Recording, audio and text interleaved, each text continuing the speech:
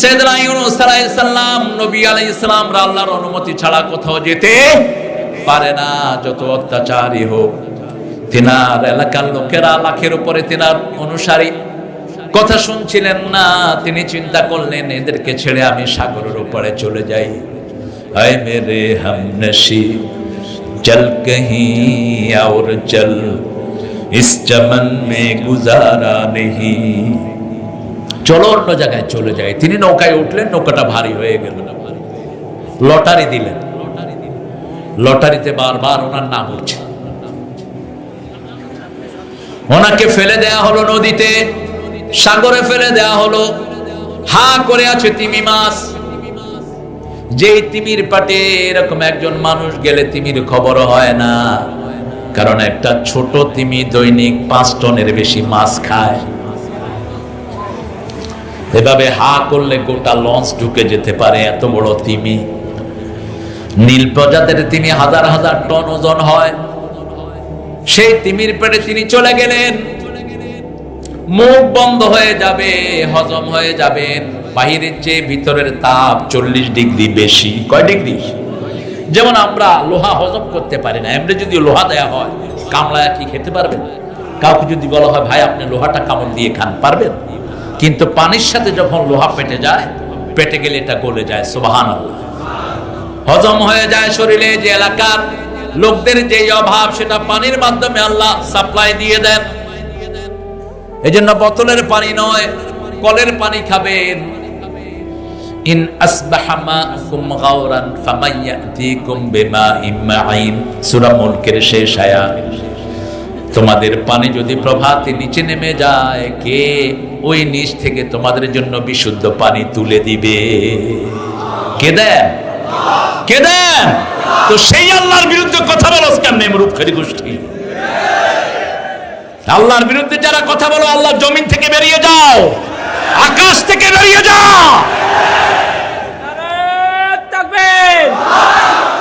কে বলছেন? কে বলছেন? কে বলছেন? ইয়া মা'শারাল জিন্নি ওয়াল ইনস ইন ইসতাতা'তুম আন তানফুযু মিন আকতারিস সামাওয়াতি ওয়াল আরদ ফানফুযু লা তানফুযুনা ইল্লা বিসুলতান ফাবিআইয়ি আলাই রাব্বিকুমা তুকাযিবান। Oh genuine human being, if you are capable to get rid of my territory of the sky and earth, get off! বেরিয়ে যা। কার কথা? ফানফুযু, বেরিয়ে যা। আমার আইন ভালো লাগে না, আমার কোরআন ভালো লাগে না, আমার অক্সিজেন নাও কেন, আমার বাতাস খাস কেন, আমার জমিনে চলস কেন, বেরিয়ে যা। কে বলছেন? কে বলছেন? আমাদেরকে সবচেয়ে ভালোবাসেন কে? লা তানফুযুনা ইল্লা বিসুলতান। আমাকে ছেড়ে কোথায় যাবি? কোথায় যাবি তুই? আমার ক্ষমতা ছেড়ে কোথাও যাওয়ার কোন শক্তি। ফিরে আয়। তুমি এক কদম দিবা, আল্লাহ তোমার দিকে দৌড়িয়ে আসবে।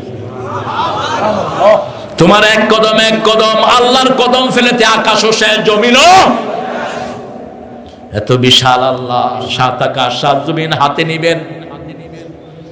আমরা কাগজকে যেরকম মুসরাই, ইয়ামানাত বিসামা কাতাইস সিজিল কুতুব, কিতাবের মতো হাতের মধ্যে কাগজের মতো পটলাবেন। এই 7 আকাশ 7 জমিন।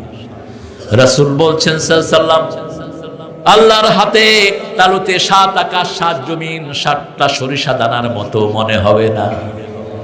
কি বিশাল আল্লাহ! আল্লাহু আকবার, আল্লাহু আকবার। মাছ এখনই হজম করবে। এই সময় তিনি চিৎকার করলেন, লা ইলাহা ইল্লা আনতা সুবহানাকা ইন্নী কুনতু মিনাজ জালিমিন। সাথে সাথে নোটিশ নাজিল হয়ে গেল, ও ইউনূস, যেই মাছ তোমাকে গ্রহণ করেছে, মাছও জানে না তুমি যে তার পেটে ঢুকেছো। আমি তোমার রব, আমি তোমার ডাকে সাড়া দিলাম, তোমার দুঃখগুলো দূর করলাম।